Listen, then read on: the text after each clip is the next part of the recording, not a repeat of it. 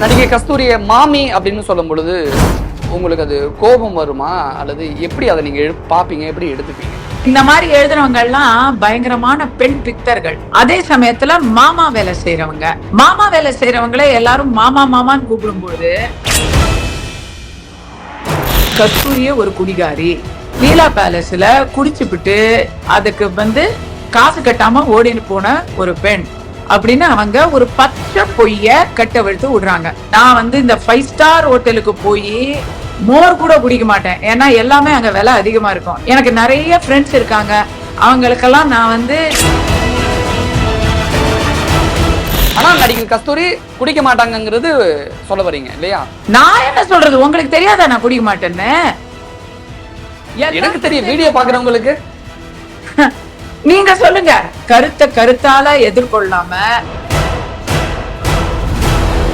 உங்க கூட சில பேர் இட்டு கட்டி எல்லாம் பேசுறாங்கல்ல. எனக்கு ட்விட்டரை எடுத்து பார்த்தா 10 மணிக்கு இவரோட போனாங்க, 11 மணிக்கு இவங்க கூட இருந்தாங்க, 12 மணிக்கு அவரோட போனாங்க. இப்படி இருக்கு. இந்த வயசுல என்னை பத்தி இப்படி எல்லாம் கிளாமர் கிசுக்குள்ள பரப்புறவங்களை நினைச்சா என்னையும் நம்பி இப்படி எல்லாம் பேசுறீங்க பாத்தீங்களா?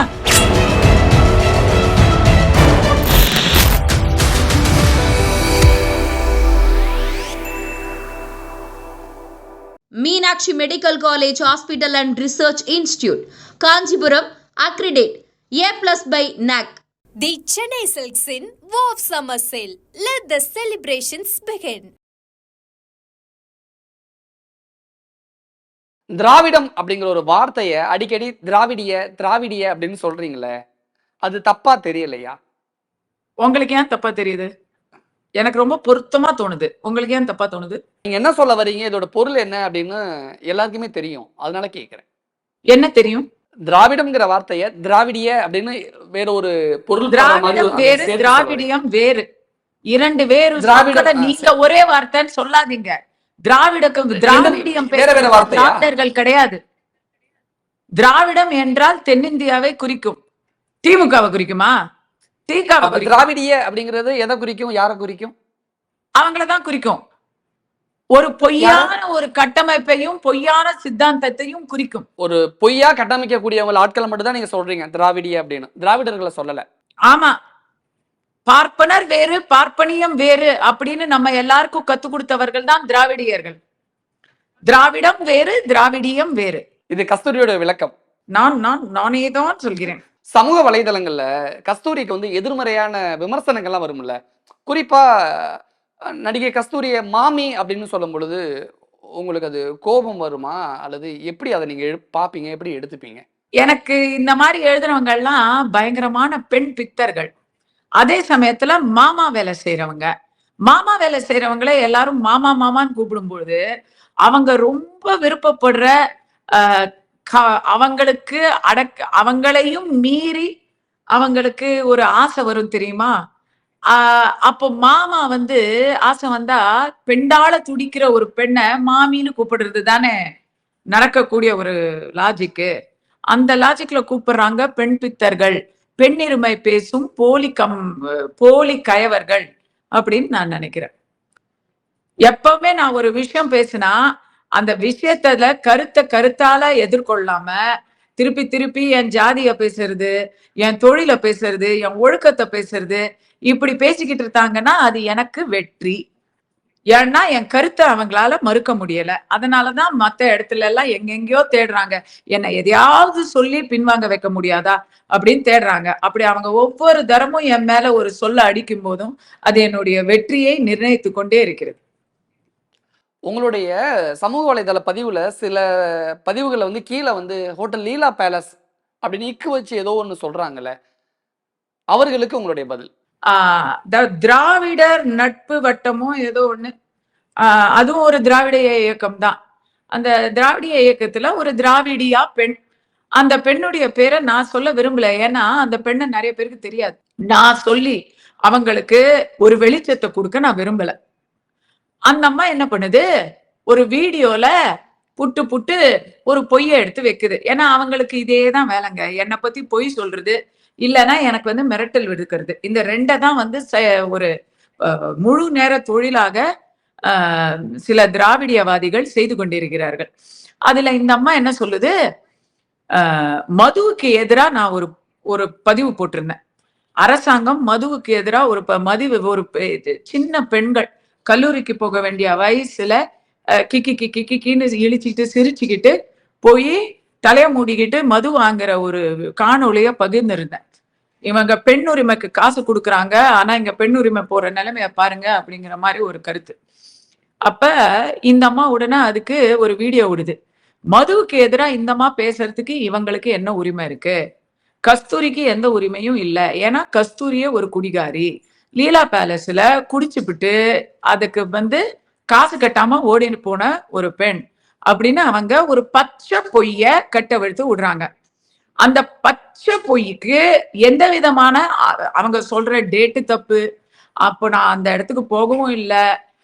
ஆனா இத ஒரு இத கட்டமைச்சுக்கிட்டு இருக்காங்க. இந்த பொய்ய 1000 தரம் சொன்னா அது உண்மையாகும்னு நினைச்சு 1000 தரம் இத சொல்லிக்கிட்டே இருக்காங்க. இன்னைக்கு இந்த கேள்வியை கேட்கறீங்க, நான் விளக்கம் கொடுக்குறேன். நாளைக்கு இன்னொரு பொய் சொல்லுவாங்க. அதான் சொன்னேனே, நாளைக்கு அருள்வளன் ஓடி போயிட்டாரு பக்கத்து வீட்டு பெண்ணோட அப்படின்னு ஒரு பொய் சொன்னா நீங்க வீட்டுல இருந்து விளக்கம் கொடுப்பீங்களா? ஏன் ஆவுனா என்னைய உதாரணம் வச்சுதான் பேசணுமா? உங்களுக்கு ஒரு உதாரணத்துக்கு சொல்றேன். உங்க மேல ஒரு பொய், இப்ப என்கிட்ட நீங்க எனக்கு ஆதரவா பேசுறீங்களா? உங்க மேல கூட பொய் சொல்லுவாங்க. அப்ப ஹோட்டல் லீலா பேலஸ்ல ஒண்ணுமே நடக்கல. உங்களுக்கே என்ன எத்தனை வருஷமா தெரியும்? இத்தனை வருஷத்துல நான் எந்த ஹோட்டலுக்கு போயிருக்கேன்? ஏதாவது ஒரு ஹோட்டலுக்கு என்னைக்காச்சும் நீங்க ஏதாவது ஒரு ஹோட்டல்ல சந்திச்சிருக்கீங்களா? இல்ல ஹோட்டல்ல போனாவது பேசிருக்கீங்களா? ஏதாவது நடந்திருக்கா? ஒண்ணு.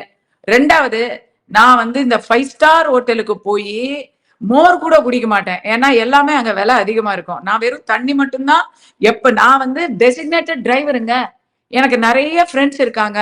அவங்களுக்கெல்லாம் நான் தான் டெசிக்னேட்டட் டிரைவரே. ஏன்னா மது பழக்கம் இல்லாததுனால, இது தப்பு ரைட்டுங்கிறதெல்லாம் வேற. மது பழக்கம் இல்லாததுனால எல்லாரையுமே ஒரு சாட்டர்டே நைட் ஆச்சுன்னா வீட்டுல கொண்டு போய் சேர்க்க வேண்டிய பொறுப்பே என்கிட்டதான் இருக்கு.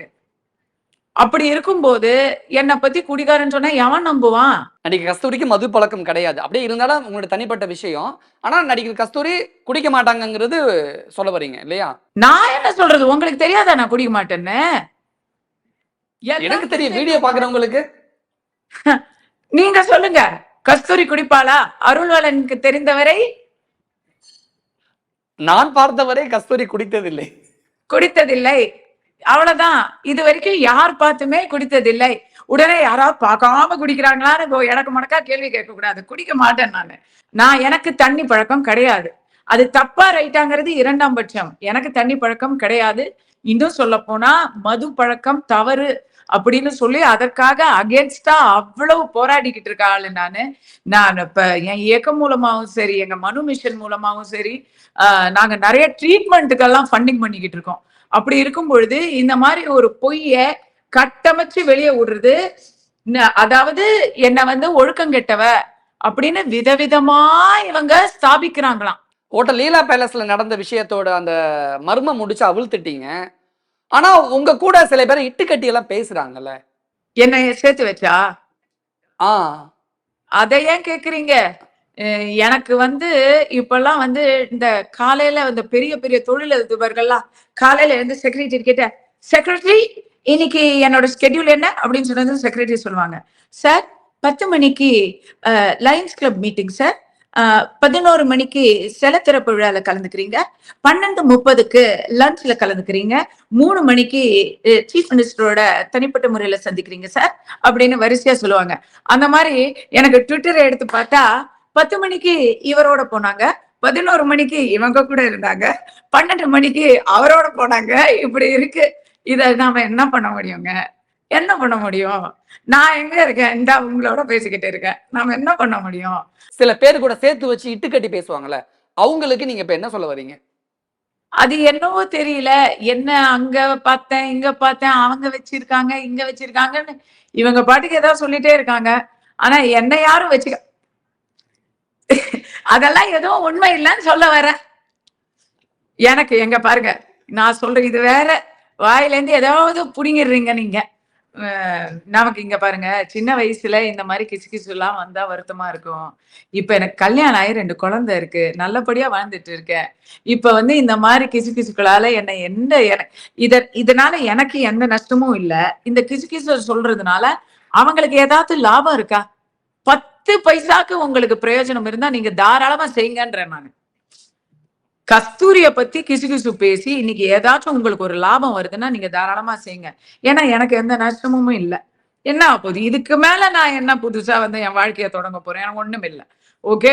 ஆனா ஒண்ணு, இந்த வயசுல என்னை பத்தி இப்படியெல்லாம் கிளாமர் கிசுகிசுக்களை பரப்புறவங்களை நினைச்சா ரொம்ப பெருமையா இருக்கு. வடிவேலு சொல்லுவாரு அந்த மாதிரி, என்னையும் நம்பி இப்படி எல்லாம் பேசுறீங்க பாத்தீங்களா, ரொம்ப பெருமையா இருக்கு. உங்களுக்கு என்ன தோணுது இது மாதிரி கிளாமரா 18+ கிசுகிசு பேசும்போது, அல்லது இந்த ஹோட்டல்ல இந்த ரூம்ல பார்த்தேன், நடிகை கஸ்தூரிக்கு மது பழக்கம் இருக்கு, இப்படியெல்லாம் நம்மளுடைய கேரக்டரை டேமேஜ் பண்ற மாதிரி எல்லாம் பேசுறாங்களே, என்ன தோணும் உங்களுக்கு? அதான் நான் சொல்றேனே, ஒண்ணு நம்மளுடைய பொது வாழ்க்கையில நம்முடைய ஒழுக்கத்தை அசிங்கமா குறைச்சு பதிவிட்டு நம்ப வச்சுட்டா, நாளைக்கு நம்ம எது பேசினாலும் அவ தானே ஒழுக்கம் கெட்டவ தானே, அவ பேசுறதுக்கு மரியாதை என்ன கொடுக்கணும் அப்படின்னு ஒரு ஒரு கட்டமைப்புக்காக தான் அதை பண்றாங்க.